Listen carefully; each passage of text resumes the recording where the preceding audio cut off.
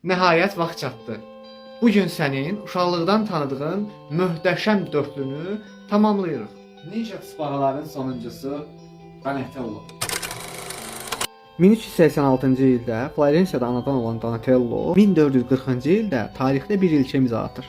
Hazırladığı Davud heykəli yalnızca dini obraz deyil, həmçinin qələbənin simvoluna çevrilmişdi və tarixdə ilk dəfə çılpaq, bürünc, sərbəst dayanan bir heykəl yaratmışdı. Onun ilkləri bununla bitmir. Stayatça texnikası ilə mərmərdə dərinlik hissi yaradaraq mərməri rəsmə bənzədir.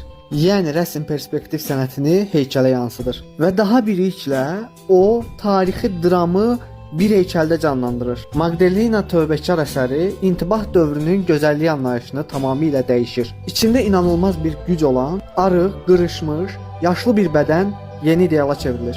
Donatello'nu digərlərindən nə fərqləndirirdi?